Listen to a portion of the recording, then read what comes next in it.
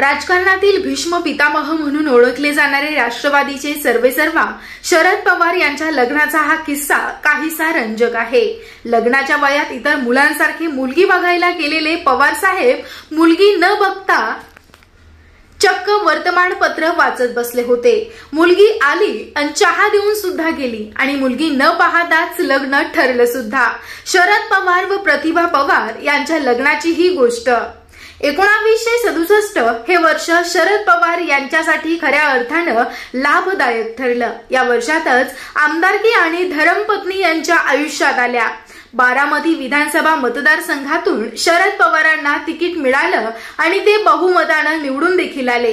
आमदारकी मिळाल्यानंतर त्यांच्या पत्नी प्रतिभा पवार यांचं स्थळ त्यांच्यासाठी चालून आलं। शरद पवारांचे मोठे बंधू माधवराव आणि अरविंद राणे यांची घट्ट मैत्री होती। इंग्लंडमध्ये ते एकत्र शिकत होते, त्यामुळे त्यांची पत्नी आपल्या 4 मुलींसह अरविंद राणे यांच्याकडे राहायला आल्या होत्या। त्यांच्या 4 मुलींपैकी एक कन्या म्हणजे प्रतिभा। अरविंद राणे यांनी प्रतिभा यांच्यासाठी शरद पवारांचं स्थळ सुचवलं होतं, पण नुकतेच आमदार झालेले शरद पवार लग्न करण्यासाठी फारसे उत्सुक नव्हते। त्यांच्या आई त्यांना स्थळ पाहण्यासाठी घेऊन गेल्या होत्या। मुलगी बघायला शरद पवार आईच्या आग्रहाखातर गेले खरे, पण तिथे जाऊन ते वर्तमानपत्र उघडून तोंडासमोर धरून वाचत बसले। त्यांनी प्रतिभा यांना पाहिलं सुद्धा नाही, पण होकार आला आणि त्यांचं लग्न ठरलं। 1 ऑगस्ट 1967 रोजी शरद पवार आणि प्रतिभा पवार विवाहबद्ध झाले।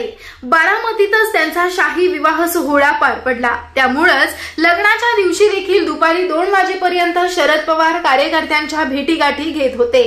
त्यावेळीच खंडाळा घाटात अपघात झाल्यानं यशवंतराव चव्हाण आणि वसंतराव नाईक अडकून पडले होते।